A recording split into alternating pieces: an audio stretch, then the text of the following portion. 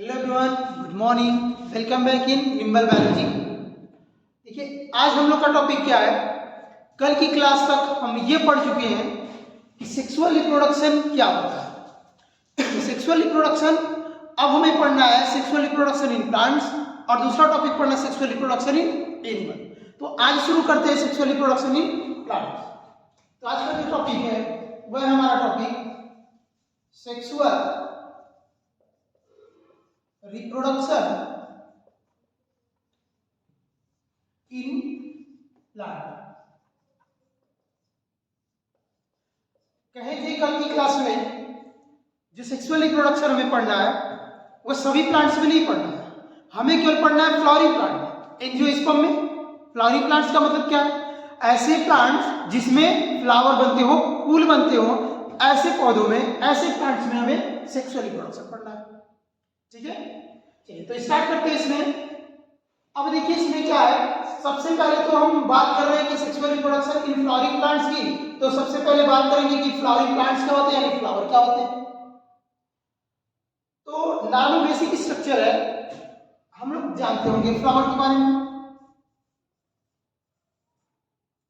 ऐसे प्लांट्स होते हैं जिनमें फ्लावर बनता है, उस सभी प्लांट्स को कहा जाता है फ्लावरिंग प्लांट्स।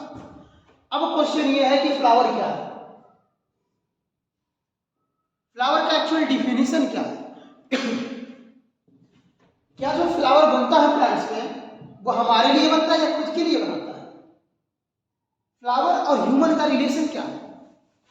तो देखते होंगे कि जो फ्लावर है ये ह्यूमन अपने पर्पस के लिए, अपने यूज के लिए, अपने के लिए यूज करता है। किस लिए यूज करता है? जो ह्यूमन होते हैं वह इस फ्लावर का यूज करते हैं अपने फीलिंग्स को एक्सप्रेस करने के लिए। फ्लावर का यूज होता है वह ह्यूमन क्या करते हैं, अपने फीलिंग को एक्सप्रेस करने के लिए इस फ्लावर का यूज करते हैं। लेकिन जो प्लांट्स है ये फ्लावर उनके लिए नहीं बनाया है। ये जो फ्लावर है, प्लांट कभी भी फ्लावर ह्यूमन के लिए नहीं बनाया है, ये अपने लिए बना हुआ है, अपने प्लांट्स के लिए, अपने स्पीशीज के कंटिन्यूटी के लिए बनाया है। लेकिन हम क्या करते हैं, इस फ्लावर का यूज करते हैं अपने फीलिंग को एक्सप्रेस करने के लिए। जैसे किसी का डेथ हो जाए तो वहां भी फ्लावर लेके चले जाते हैं, फीलिंग को एक्सप्रेस करना है कि किसी का डेथ है तो रोना है, रोने से हम क्या करते हैं वो एक्सप्रेस नहीं होगा। कभी कभी हम रोने से क्या करते हैं, उतना हम दिखा नहीं सकते। फ्लावर उनको क्या करेंगे, जो पर्सन डेथ हुआ उनको फ्लावर दे करके, फ्लावर चढ़ा करके हम क्या करते हैं, एक्सप्रेस करते हैं। दूसरा कभी हम वही फ्लावर का यूज हम करते हैं कहीं अच्छे काम के लिए, मंदिर में भी यूज करते हैं फ्लावर का। तो एक ही फ्लावर का यूज हम क्या करते हैं, डिफरेंट पर्पज से करते हैं। तो हमें ज्यादा इस टॉपिक पे नहीं बात करनी है, हम बात करते हैं फ्लावर का। तो फ्लावर जो है, कई सारे साइंटिस्ट मानते हैं कि जो फ्लावर है ये एंजियोस्पर्म में केवल बनता है, और ये सही है। फ्लावर जो बनता है वो केवल एंजियोस्पर्म में बनता है। ठीक है, एंजियोस्पर्म में जो प्लांट्स होते हैं उसी में ये फ्लावर बनता है, इसीलिए एंजियोस्पर्म को ही कहा जाता है फ्लावरिंग प्लांट्स। एंजियोस्पर्म को क्या कहते हैं, फ्लावरिंग प्लांट्स। ठीक है, अब कुछ साइंटिस्ट ये कहते हैं कि जो फ्लावर है वो एक तरह का एंजियोस्पर्म का मार्वेल्स। जो एंजियोस्पर्म प्लांट्स होता है ये एंजियोस्पर्म का क्या है, एक तरह का जो एंजियोस्पर्म प्लांट्स है उसके लिए यह एक मार्वेल्स है, चमत्कार है। जो फ्लावर है वो एंजियोस्पर्म के लिए चमत्कार है, क्योंकि किसी और प्लांट्स में ऐसा फ्लावर नहीं बनता है। तो इसलिए कहेंगे ये क्या है, एक तरह का चमत्कार है जो एंजियोस्पर्म में पाया जाता है और कहीं प्लांट्स में नहीं पाया जाता है। अब ये करता क्या है, फ्लावर एंजियोस्पर्म में एक ऐसा स्ट्रक्चर है जो इस एंजियोस्पर्म या प्लांट्स के रिप्रोडक्शन में हेल्प करता है, जो उसके स्पीशीज के कंटिन्यूटी में हेल्प करता है। इसलिए कहा जाता है कि जो फ्लावर है वह प्लांट्स का यानी एंजियोस्पर्म का रिप्रोडक्टिव पार्ट है। तो फ्लावर क्या है, फ्लावर क्या है, फ्लावर क्या है, रिप्रोडक्टिव पार्ट ऑफ एंजियोस्पर्म या प्लांट्स। यानी फ्लावर क्या है, flower is the reproductive part of plants और एंजियोस्पर्म। दूसरे वर्ड में हमें भी कह सकते हैं कि flower are the marvels for angiosperm. Angiosperm के लिए क्या है, एक चमत्कार है।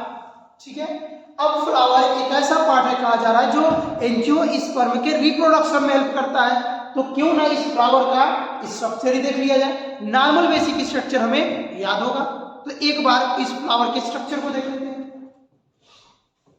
चलिए देखते हैं फ्लावर के स्ट्रक्चर में कितने पार्ट होते हैं। तो जब एक फ्लावर के स्ट्रक्चर की बात करेंगे, जब हम बात करेंगे किसकी, इसके स्ट्रक्चर की, स्ट्रक्चर ऑफ फ्लावर या पार्ट ऑफ फ्लावर, फ्लावर के कितने पार्ट होंगे, तो हमें फ्लावर में दो पार्ट मिलेगा। कौन कौन सा, फ्लावर जो होंगे हमें दो पार्ट मिलेगा।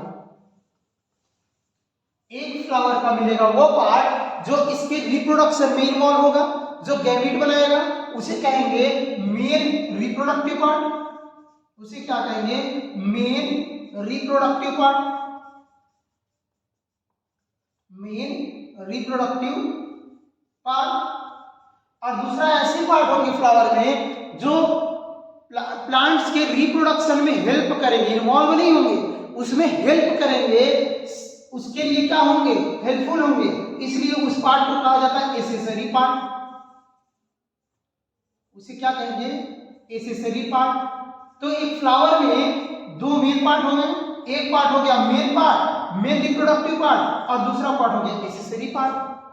ठीक है, अब एक फ्लावर का स्ट्रक्चर देख लेते हैं कि एक फ्लावर के स्ट्रक्चर में क्या क्या होंगे, कौन एसेसरी पार्ट है, कौन रिप्रोडक्टिव पार्ट है। तो एक नॉर्मल फ्लावर का स्ट्रक्चर देखते हैं। एक नॉर्मल फ्लावर है हिबिस्कस का, जिसे हम लोग जानते हैं गुड़हल का। एक फ्लावर जो है, अगर हम कहें हिबिस्कस का, तो सभी लोगों ने देखा होगा। जो हिबिस्कस का फ्लावर है वो हम सब देखे होंगे। होता कैसा है, इस फ्लावर को देख लेते हैं, थोड़ा सा समझने के लिए बना लेते हैं इसको।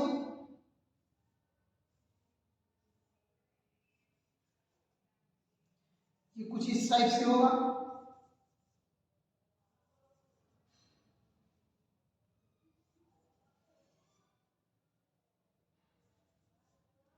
ये मान लेते हैं हिबिस्कस का फ्लावर है, ये कुछ इस तरह से होगा।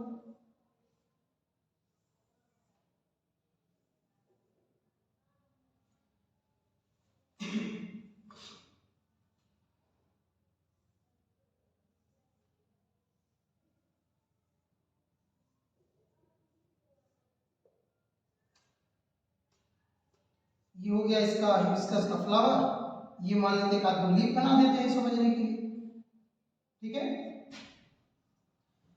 अब इस फ्लावर में देखेंगे, अगर हम ध्यान से इस फ्लावर को देखा जाए, तो हिबिस्कस के एक नॉर्मल फ्लावर में एक स्ट्रक्चर मिलता है कुछ इस तरह का, रेड कलर का, और इसमें से पता नहीं क्या कुछ निकला हुआ मिलता है हमें। इस तरह का स्ट्रक्चर यहां से निकला हुआ मिलता होगा। फ्लावर तो सब लोग देखे होंगे, तो इस तरह का स्ट्रक्चर में निकला हुआ मिलेगा।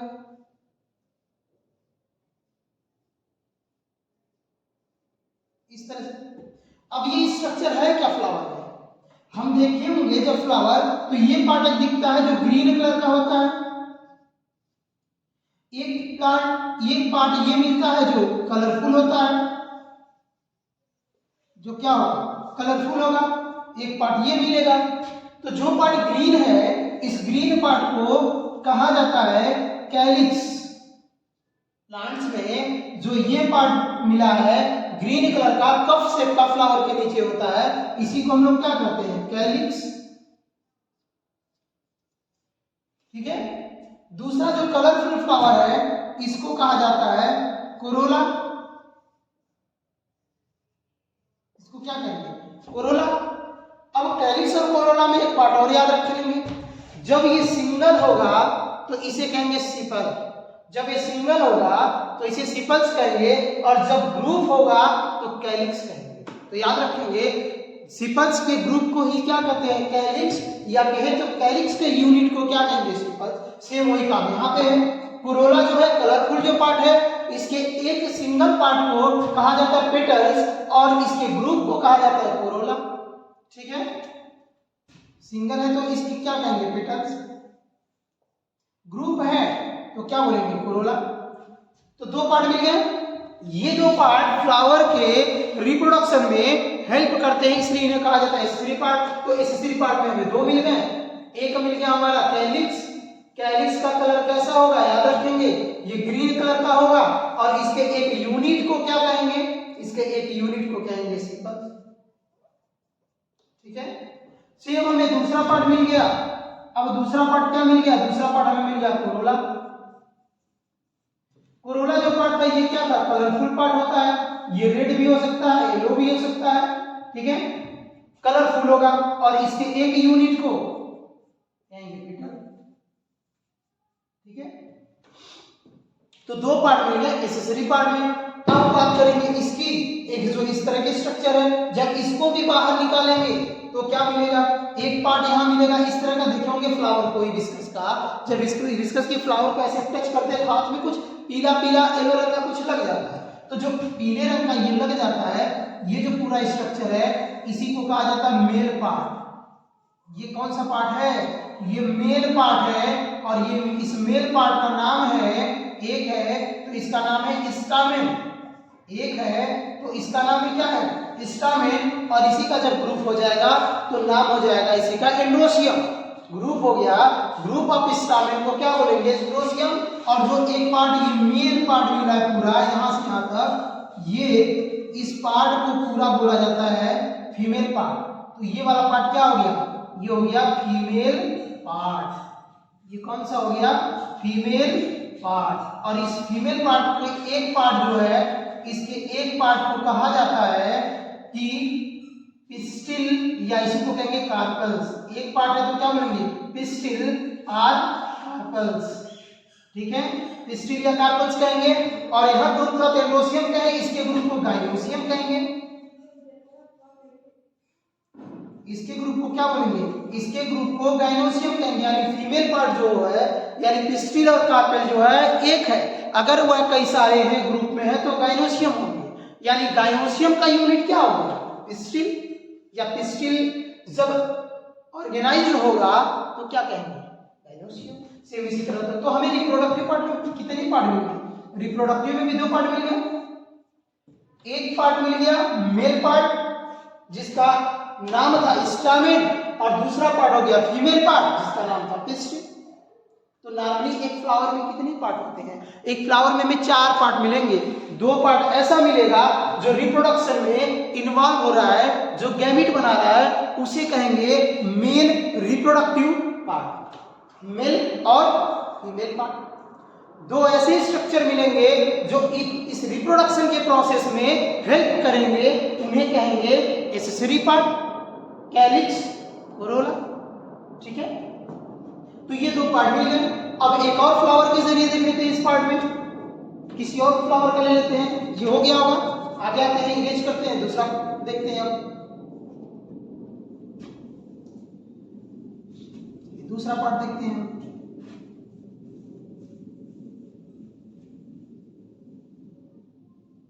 लिखते हुए चलेंगे साथ में।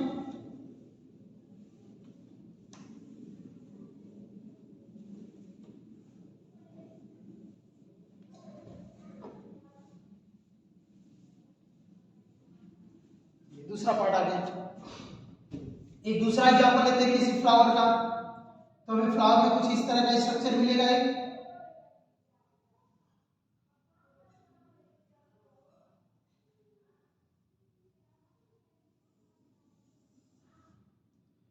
एक पार्ट हमें कुछ ऐसा मिलेगा,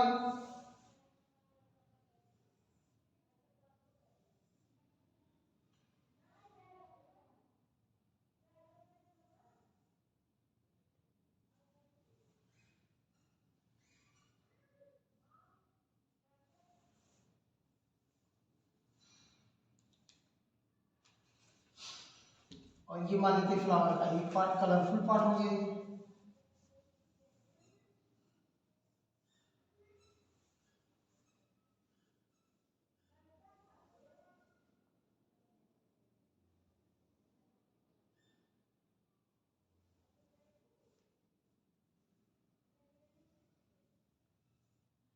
ये हो गया एक पार्ट। ये तो एक नॉर्मल फ्लावर में मिला क्या, इतने पार्ट मिल गए। ठीक है, जब इसको स्ट्रक्चर को ओपन किया गया तो इतने पार्ट में मिले। अब इस स्ट्रक्चर में क्या क्या होगा ये देख लेते हैं, इसको समझने की कोशिश करते हैं। अब जो ये पार्ट मिल रहा है यही पार्ट कलरफुल पार्ट है और इसका नाम क्या है? इसका नाम पेटल्स है, या ग्रुप में है तो इसी का नाम क्या है? इसी का नाम है कोरोला, यानी इसका नाम क्या है? पेटल। ये जो ग्रीन पार्ट हमें दिखेगा यहाँ पे, इस ग्रीन पार्ट को कहा जाता है सेपल। ग्रुप में है तो बोलेंगे कैलिक्स, ठीक है। ये तो एक्सेसरी पार्ट हो गए। जो ये पार्ट मिल रहा है हमें, ये जो पूरा पार्ट यहां से यहां तक ये दिख रहा है, इस पार्ट को कहा जाता है मेल पार्ट, और इसी का नाम क्या है? इसी का नाम है, एक है तो इसी का नाम है स्टामेन। इसी को क्या बोलेंगे? स्टामेन। और एक पार्ट ये दिख रहा है इस तरह का, इस पार्ट को बोलेंगे फीमेल पार्ट। ये कौन सा पार्ट है? ये है फीमेल पार्ट और इसको बोलते हैं पिस्टिल। इसको क्या बोलेंगे? पिस्टिल, या इसे बोलेंगे कार्पल्स, ठीक है। तो ये पार्ट दो हमें पार्ट मिल गए, एक रिप्रोडक्टिव पार्ट और मेल। अब एक एक पार्ट में क्या है उसको भी देख लेंगे।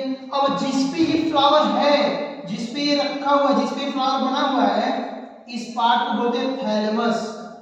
इस पार्ट को बोलेंगे थैलेमस, या इसी पार्ट को बोलेंगे रिसेप्टिकल्स।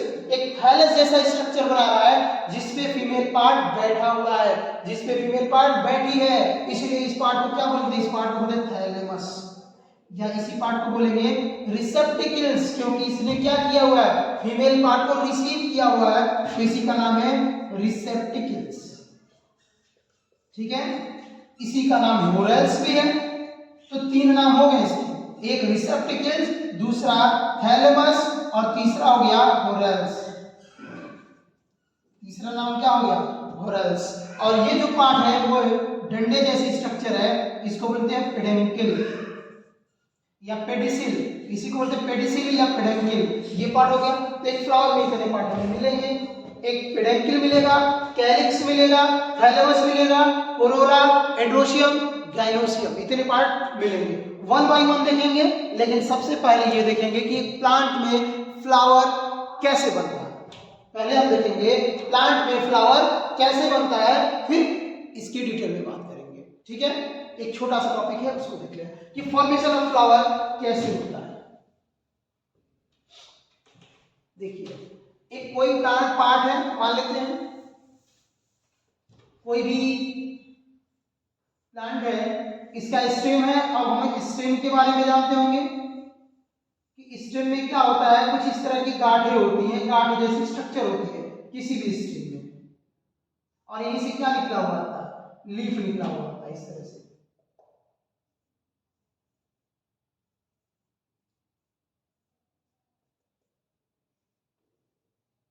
ठीक है, ये इस तरह से स्टेम हो गया। और ये मान लीजिए स्टेम इतना हम ले ली,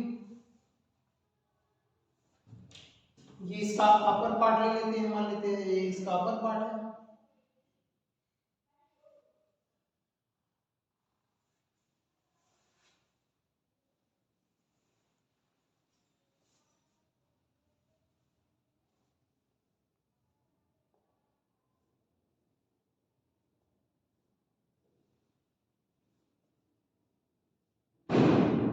ये हो गया इसका अपर पार्ट।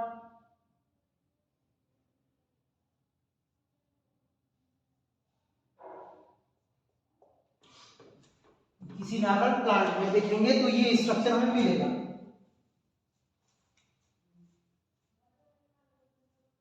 ये मान लीजिए इसका रूट हो जाएगा, सॉइल हो गया।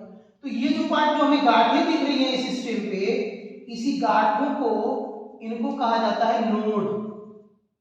जो यहाँ पे गांठें हमें दिखती हैं प्लांट्स में, इनको क्या कहा जा रहा है? इसी को कहा जाता है नोड। और नोड पे ही क्या होते हैं? लीफ। नोड के ऊपर लीफ, और इसी में एक स्ट्रक्चर होगा कुछ इसके जैसा, इसी को बोलते हैं एक्सिलरी बड, जो इस स्टेम का कैरेक्टरिस्टिक फीचर है। तो ये हो गया नोड, ये भी क्या हो गया? ये भी नोड हो गया।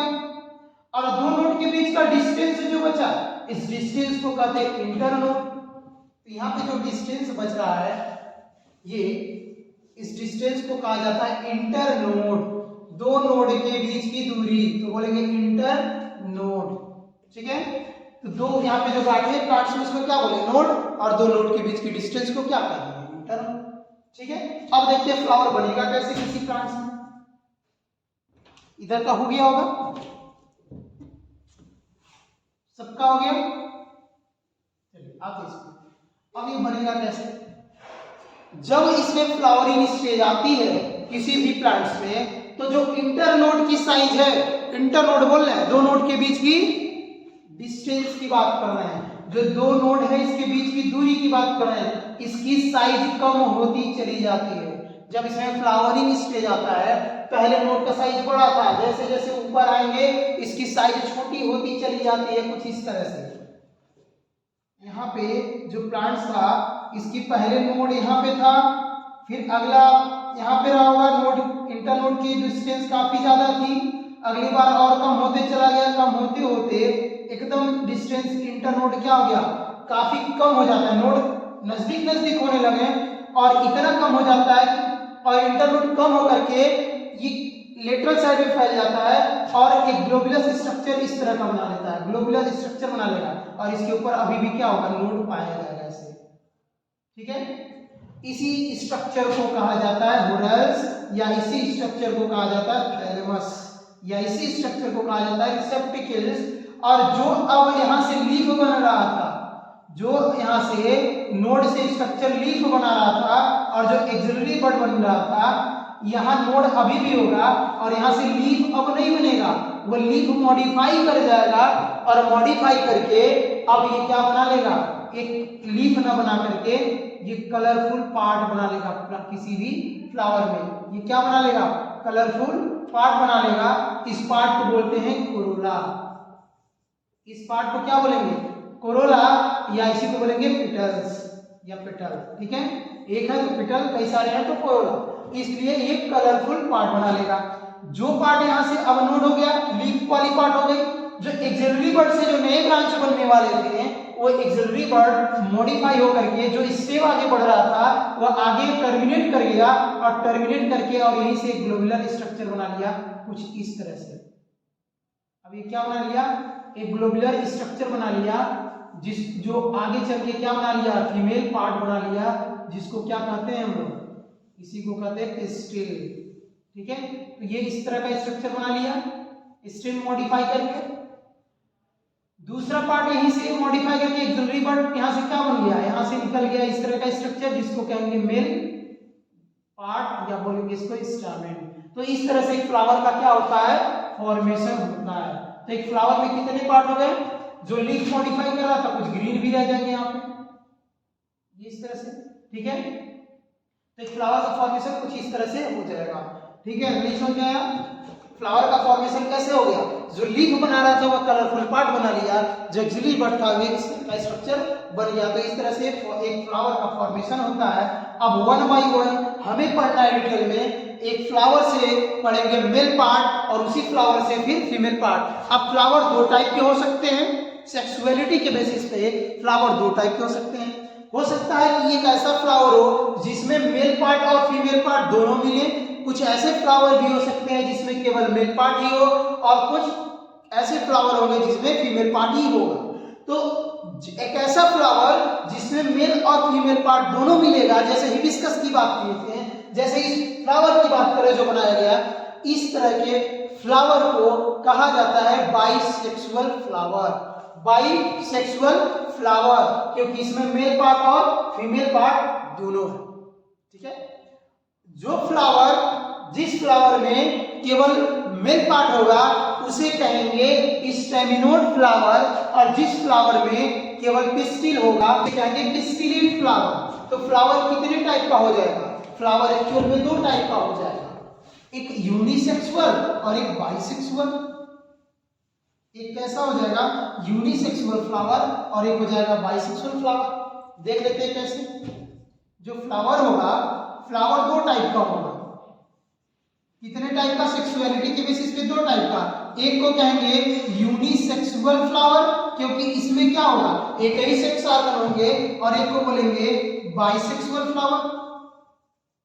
एक को यूनिसेक्सुअल और एक को बोलेंगे बाइसेक्सुअल फ्लावर। यूनिसेक्सुअल फ्लावर भी दो टाइप के होंगे, हो सकता है मेल पार्ट केवल हो, केवल स्टामेन हो, तो ऐसे फ्लावर को बोलेंगे स्टैमिनोड फ्लावर। ऐसे फ्लावर को क्या बोलेंगे? स्टैमिनोड फ्लावर, जिसमें केवल स्टामेन होगा। मेल फ्लावर भी कह सकते हैं, इसे क्या बोलेंगे? मेल फ्लावर, क्योंकि इसमें केवल मेल पार्ट है इसलिए मेल फ्लावर। दूसरा पार्ट क्या हो सकता है? Pistillate flower. पिस्टिलेट फ्लावर का मतलब क्या है? केवल इसमें क्या होगा? केवल फीमेल पार्ट होगा, इसलिए क्या बोलेंगे? पिस्टिलेट फ्लावर, या बोलेंगे फीमेल फ्लावर। ठीक है, तो इसे बोलेंगे फीमेल फ्लावर। तो फ्लावर दो टाइप का यहां भी हो गया, पिस्टिलेट और स्टैमिनोड। जो बाइसेक्सुअल की बात कर रहे हैं, ऐसा फ्लावर जो दोनों कंटेन किया होगा, यानी इसमें स्टामेन भी होगा प्लस पिस्टिल भी होगा, मेल और फीमेल पार्ट दोनों होंगे, ऐसे फ्लावर को बोलेंगे बाइसेक्सुअल फ्लावर। ठीक है, तो ये फ्लावर के टाइप हो गए, दो टाइप के मिल गए हमें, स्टैमिनोड फ्लावर, पिस्टिलेट फ्लावर और बाइसेक्सुअल फ्लावर। हिबिस्कस का पार्ट की बात करेंगे, हिबिस्कस कैसा फ्लावर है? बाइसेक्सुअल। यूनिसेक्सुअल की बात करेंगे, कुकुरबिटेसी फैमिली का, कुरकुमा का जो जितने भी प्लांट्स होंगे कुकुरबिटेसी का, वो फ्लावर कैसा हो जाएगा? जैसे हम बात कर ले पंपकिन की, बात करें बॉटल गार्ड की, ल्यूफा की, तो ये जो प्लांट्स है इनमें क्या होता है कि फ्लावर, एक मेल फ्लावर अलग होता है, फीमेल फ्लावर अलग होता है, ऐसे फ्लावर को बोलते हैं यूनिसेक्सुअल फ्लावर। ठीक है, समझ में आ रहा है? चलिए आगे आते हैं। इरेज करके इधर का, इसमें अब आते हैं वन बाय वन स्ट्रक्चर देखते हैं कि फ्लावर का मेल पार्ट कौन कौन सा है, मेल पार्ट में कितने पार्ट है और फीमेल पार्ट में कितने पार्ट है, बनाते चलेंगे।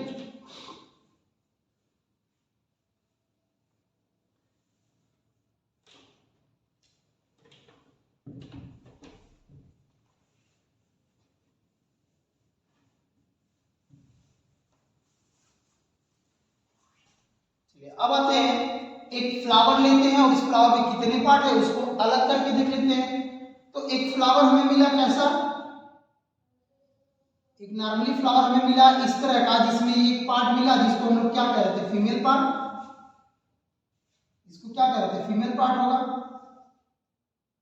और ये हो गया थैलेमस ओरेंस, जो हो गया आपका सिपेल्स, यानी ग्रीन पार्ट हो गया। ये पार्ट हो गया मेल पार्ट, यानी कौन? स्टामेन की बात कर ली।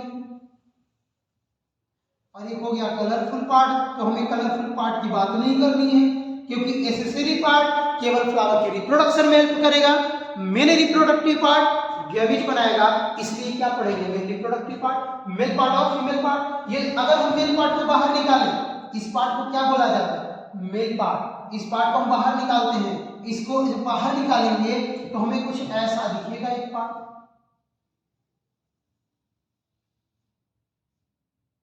हमें कुछ ये इस तरह से दिखेगा। ठीक है, एक स्टामेन को बाहर निकालें तो हमें ऐसा दिखा, ये है क्या? एक स्टामेन है, बाहर निकालेंगे तो क्या दिखेगा? एक इस तरह का स्ट्रक्चर दिखेगा इसमें, और इस तरह के स्ट्रक्चर को कहा जाता है एंथर। इस तरह के स्ट्रक्चर को क्या बोलेंगे? बोलेंगे एंथर। और एंथर जो होगा ये एक नहीं है, ये दो है। इस तरह से एक स्ट्रक्चर है और इसमें इस तरह से दो क्या लगे हुए हैं? एंथर लगे हुए हैं, यानी दो लोब में है, इसलिए बोलेंगे एंथर कैसा है? एंथर को कहेंगे ये बाइलोब्ड स्ट्रक्चर है, दो लोब है, क्या बोलेंगे? Bilobed structure. ठीक है, ये एंथर हो गया। जो इस तरह का स्ट्रक्चर यहाँ लगा हुआ है, ये स्ट्रक्चर, इस स्ट्रक्चर को कहा जाता है फिलामेंट। इस स्ट्रक्चर को क्या बोलेंगे? इसको बोलेंगे फिलामेंट। ये हो गया फिलामेंट, पहला पार्ट एंथर, दूसरा पार्ट फिलामेंट, और जो ये तीसरा पार्ट है, एक ऐसा है पार्ट स्टामेन का जो इसको इस फ्लावर से अटैच होने में हेल्प कर रहा है, इसीलिए इस कनेक्ट होने में हेल्प कर रहा है, इसीलिए इसको बोलते हैं कनेक्टिव। इस पार्ट को क्या बोलेंगे? कनेक्टिव। तो तीन पार्ट में मिल गए, एक एंथर, दूसरा फिलामेंट और तीसरा कनेक्टिव। एक मेल पार्ट में एक स्टामेन की बात की है, तो एक स्टामेन में नॉर्मली तीन पार्ट मिल गए, कौन कौन सा? एक एंथर, दूसरा फिलामेंट और तीसरा कनेक्टिव। एंथर की बात करते हैं, जब इस एंथर को कट किया गया, जब इस एंथर को जो बाइलोब स्ट्रक्चर है जब इसको क्या किया गया, कट किया गया, तो कट करने के बाद कुछ इस तरह का दिखा, कट करने के बाद हमें कुछ इस तरह से दिखा।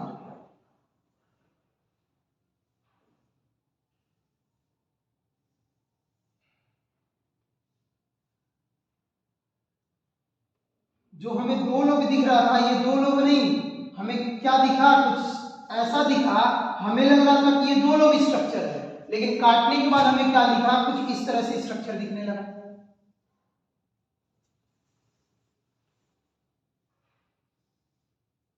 इस तरह से हमें दिखने लगा। ठीक है,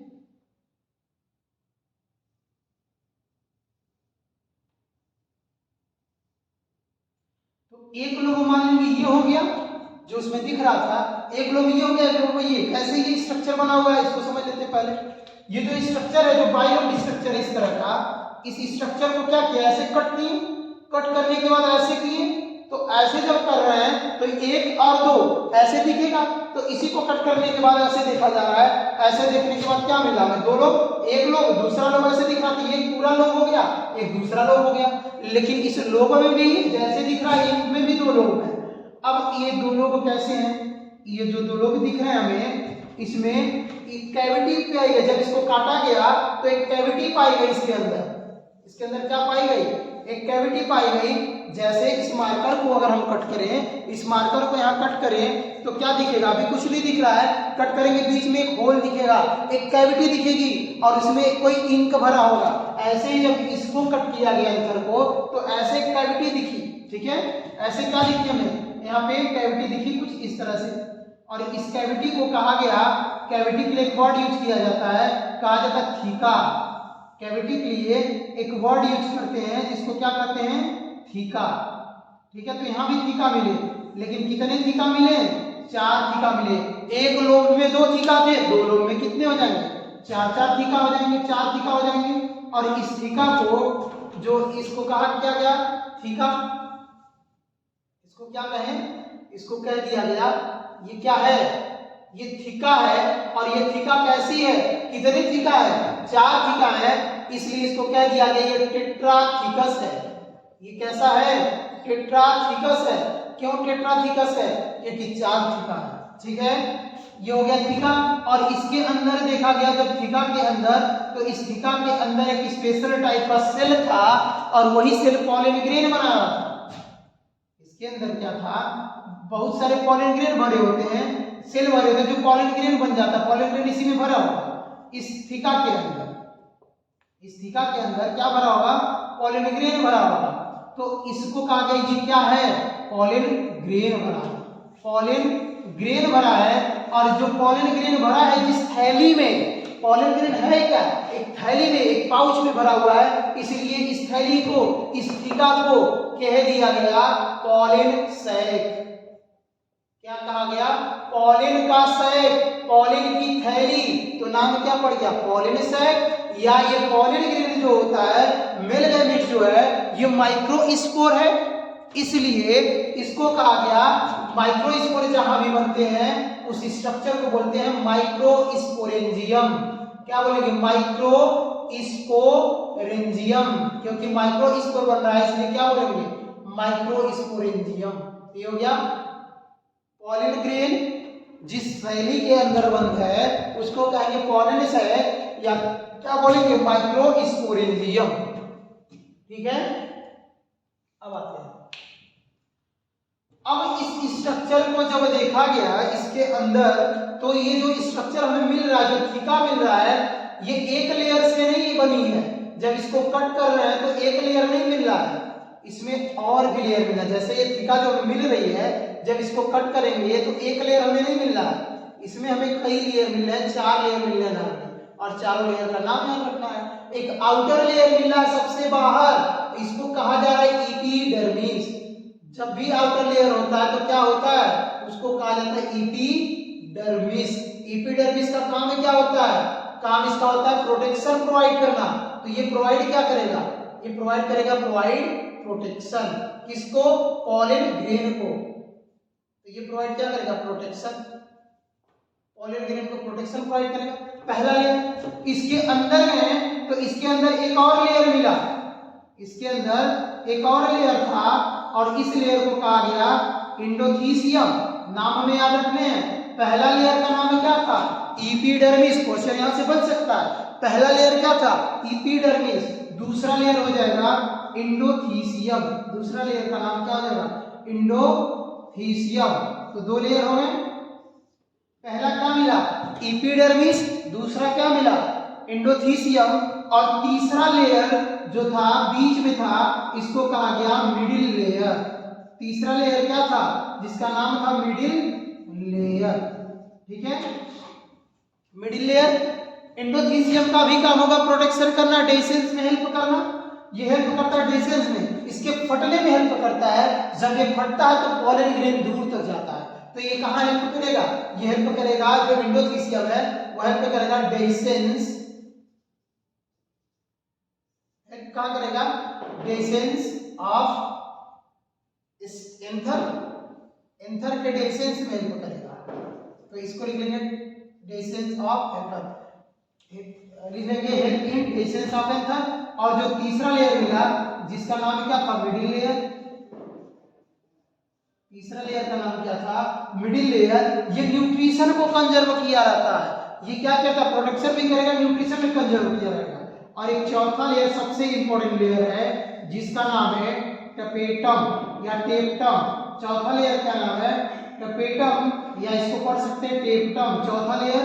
और याद रखेंगे इसका काम होगा, इसके अंदर जो सेल हैं, इसके अंदर जो सेल हैं जो पॉलन ग्रेन बना रहे हैं आगे चल के, इस सेल को बोलते हैं पीएमसी। इसके अंदर जो सेल भरा हुआ है इस सेल को बोलते हैं पॉलन का मदर। क्योंकि पॉलन सेल कौन बनाएगा? पॉलन ग्रेन कौन बनाएगा? जो सेल पॉलन बनाएगा उसका नाम होगा पॉलन का मदर, यानी पॉलन मदर सेल। पॉलन बनाने वाला सेल तो बोलेंगे पॉलन का मदर, पॉलन मदर सेल।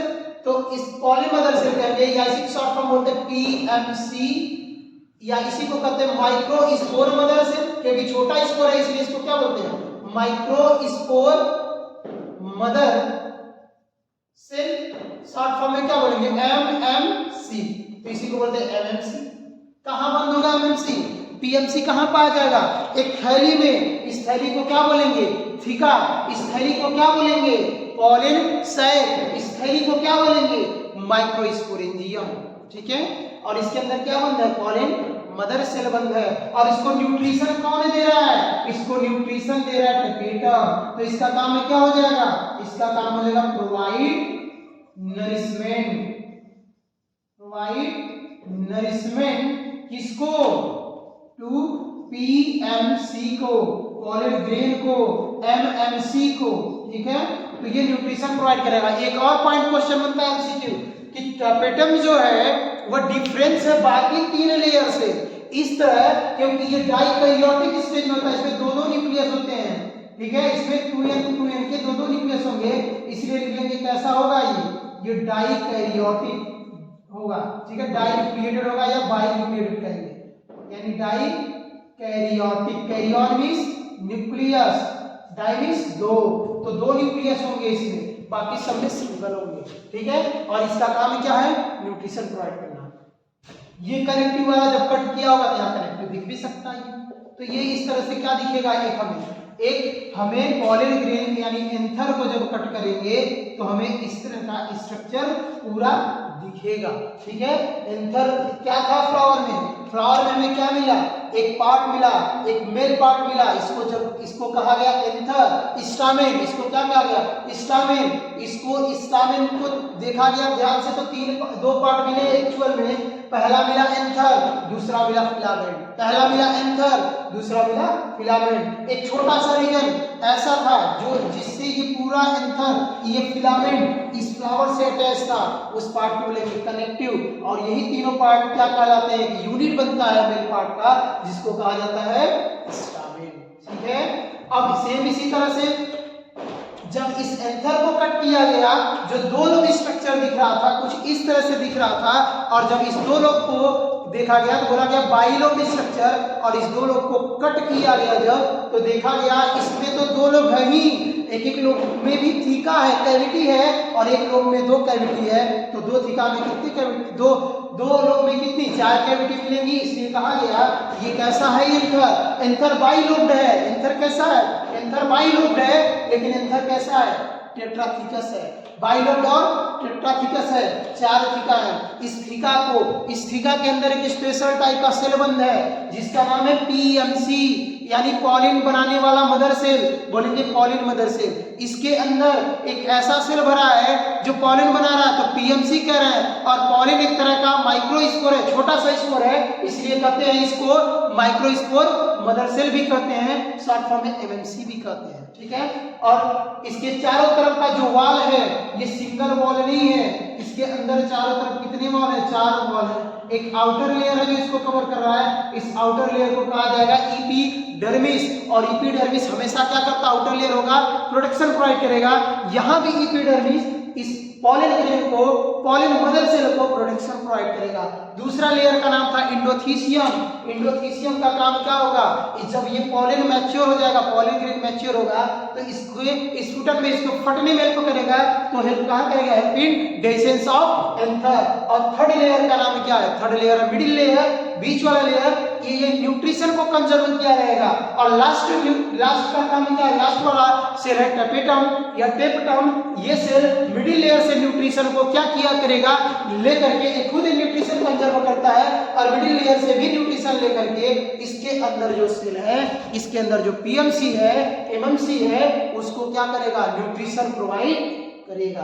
तो ये स्ट्रक्चर जो बनाया गया, ये स्ट्रक्चर किसका था, ये स्ट्रक्चर था एक नॉर्मल एंथर का, एक कटे हुए एंथर का। तो ये उम्मीद है समझ में आया होगा। और ये पार्ट क्या है, फिलामेंट वाला पार्ट है। ये पार्ट क्या है, फिलामेंट है। अब अगला स्ट्रक्चर देखते हैं कि एक एमएमसी कैसे बनता है, एक एमएमसी से पॉलिन ग्रेन कैसे बनता है। अभी तो हम आउटर व्यू देखें, अभी तो हम एंथर को देखें, लेकिन अब पढ़ेंगे इस पीएमसी से कैसे पॉलिन ग्रेन बनता है, तो उसको देख लेते हैं। एक एमएमसी को बाहर निकालेंगे, कैसे डिवाइड करता है, कैसे पॉलिन ग्रेन बनता है, उसको देख लेते हैं। 10th लेवल का है तो हमें ज्यादा डिटेल जाना नहीं है, इतना ही काफी डिटेल हो जा रहा है। तो यहाँ पे अभी क्या करेंगे, केवल एमएमसी का देखेंगे, कितना मियोसिस कितना माइटोसिस होगा, उसको देख लेते हैं। इधर एरेज करते हैं, फिर देखते हैं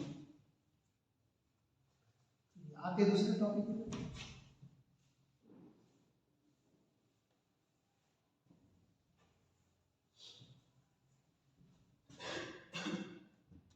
तो यहां से एक क्या निकालें, एक पीएमसी ले लेते हैं। सेल निकला, यहां से एक बन गया, मान लेंगे पीएमसी।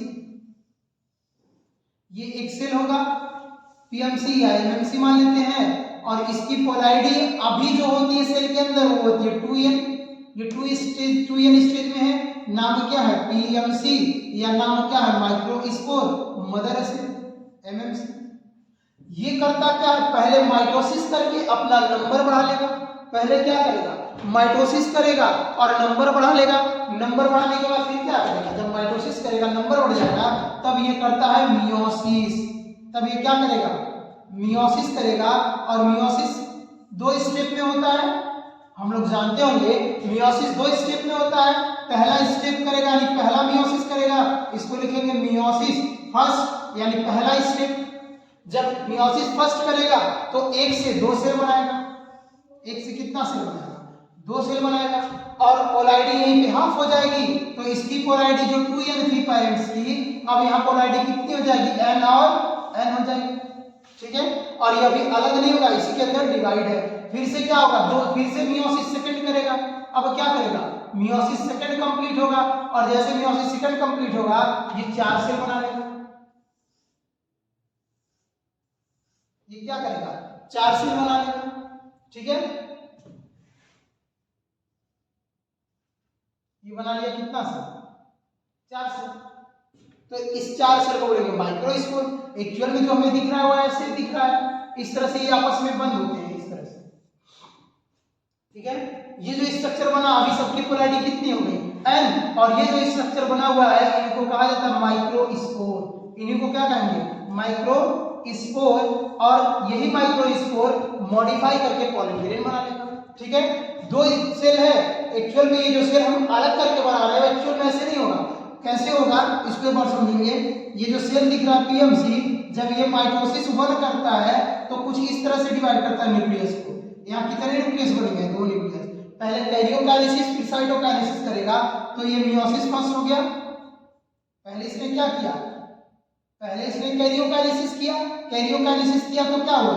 एक न्यूक्लियस से 2 न्यूक्लियस बना, साइटोप्लाज्म कॉमन था। फिर इसने क्या किया? साइटोकाइनेसिस किया, और जैसे ही साइटोकाइनेसिस किया तो फिर क्या हो गया? साइटोप्लाज्म का काइनेसिस करने के बाद 2 सेल बना लिया। तो इस सेल को बोलते हैं डाइएड। इसी को क्या बोलते हैं? डाइएड। जब ये 2 सेल स्टेज में होगा बोलेंगे डाइएड, और फिर डाइएड के बाद फिर से क्या करेगा? फिर से करेगा मियोसिस सेकेंड, और मियोसिस सेकेंड करेगा तो क्या होगा? ये कैरियोकाइनेसिस फर्स्ट और ये साइटोकाइनेसिस फर्स्ट। फिर से ये क्या करेगा? मियोसिस फर्स्ट, उसमें भी करेगा कैरियोकाइनेसिस सेकेंड। कैरियोकाइनेसिस सेकेंड का मतलब केवल न्यूक्लियस का डिवीजन। ठीक है, अब देखते हैं क्या होगा। देख लेते हैं क्या होगा। पहले जिसको स्क्रीनशॉट ले सकता है। चलिए आगे देख लेते हैं हम। इसमें क्या हुआ? पहले इसने क्या किया? मियोसिस फर्स्ट, कैरियोकाइनेसिस फर्स्ट, तो 2 न्यूक्लियस बनाया। फिर साइटोकाइनेसिस किया तो 2 सेल बना लिया। फिर इसने मियोसिस सेकंड जब किया तो कैरियोकाइनेसिस इसने क्या किया? सेकंड किया होगा न्यूक्लियस का डिवीजन। तो फिर से कितना? 1 से 2 बनाया था, तो अब 2 से कितना बना लेगा? 4। तो इस तरह क्या बन जाएगा? 1 2 यहां बन जाएगा, 1 2 यहां बन जाएगा। फिर ये क्या करेगा? कैरियोकाइनेसिस, फिर ये करेगा साइटोकाइनेसिस सेकंड सेल, तो इससे क्या बन जाएगा? ये इस तरह से अब 4 न्यूक्लियस बन जाएंगे। इस तरह से 4 सेल बन जाएंगे, और इस चारों सेल इस तरह से अरेंज होंगे। ठीक है, ये चारों सेल क्या होंगे? इस तरह से अरेंज होंगे, इस तरह से। ठीक है, तो ये 4 हो गए। अब एक एक सेल को यही बोलेंगे माइक्रोस्पोर, इसी को बोलेंगे। और ये जो सेल बना हुआ है इसके अंदर एक सेल वॉल सेल होगा जिससे ये कवर होगा इस तरह से। ठीक है, ये माइक्रोस्पोर में सेल बना तो उसका भी होगा। और जिस वॉल से चारों जुड़े हुए हैं, ये माइक्रोस्पोर जिस वॉल से चारों जुड़े हुए हैं इसको बोला जाता है कैलोज वॉल। ये बना किसके होगा? ये बना होगा कैलोज वॉल। इस वॉल को बोलते हैं कैलोज। इसको क्या बोलेंगे? Callose wall. ठीक है, ये इस तरह होता है जो इस तरह में दिख रहा था। ठीक है, तो एक्चुअली ये ऐसे होता है। ठीक है, इधर का यूज कर लेते हैं।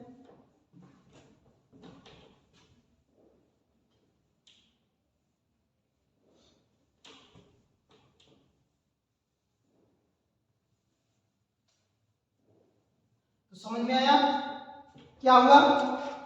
पहले एक सेल था जिसका नाम था पीएमसी, और इसी का नाम था एमएमसी।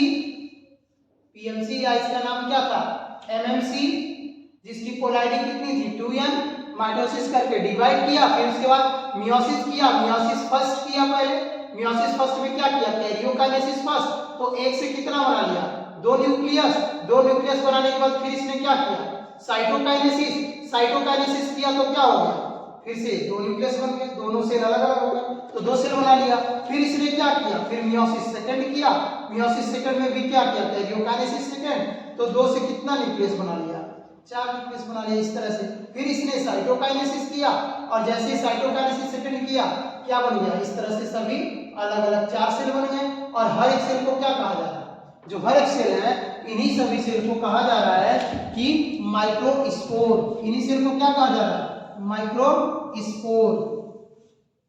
ये जो सेल बना है इसी को क्या कहा गया? माइक्रोस्पोर। अब क्या होगा? माइक्रोस्पोर भी बनेगा। ये इस तरह से स्ट्रक्चर हमें दिखा। कैलोज वॉल से सभी माइक्रोस्पोर जुड़े थे। कैलोज वॉल से जो सभी माइक्रोस्पोर थे क्या थे? ये सभी जुड़े हुए थे, और एक एक माइक्रोस्पोर बाद में कैलोज वॉल डैमेज होगा, डिजनरेट कर जाएगा, और यहां से क्या होंगे? 4 पॉलन ग्रेन अलग निकलेगा। कितना पॉलन ग्रेन? 4 पॉलन ग्रेन यहां से क्या हो जाएगा? अलग हो जाएगा इस तरह से। अभी इसका स्ट्रक्चर भी देखेंगे पॉलन ग्रेन का। तो इस तरह से क्या हो गया? पॉलन ग्रेन 4 पॉलन ग्रेन क्या हो गया? अलग हो गया। अब जो बनेगा इस ग्रेन को बोलेंगे पॉलन ग्रेन। पूछेगा पॉलन ग्रेन की पोलैरिटी कितनी है? कहेंगे n है। पीएमसी की पोलैरिटी कितनी थी? 2n थी।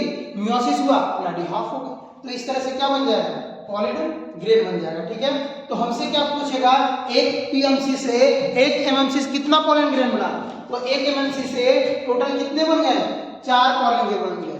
यानी एक एमएमसी जो था, एक एमएमसी से कितना, 4 पॉलिन ग्रेन बन गए, 4 पॉलिन ग्रेन बन गए। और हमसे अगर पूछ ले कि 10 एमएमसी है तो कितने पॉलिन ग्रेन बनेंगे, तो 4 से मल्टीप्लाई कर देंगे, कितना हो जाएगा, 40 पॉलिन ग्रेन हो जाएगा। ठीक है, और कितनी बार मियोसिस हुआ, कहेंगे एक बार मियोसिस हुआ, 2 बार नहीं बताएंगे।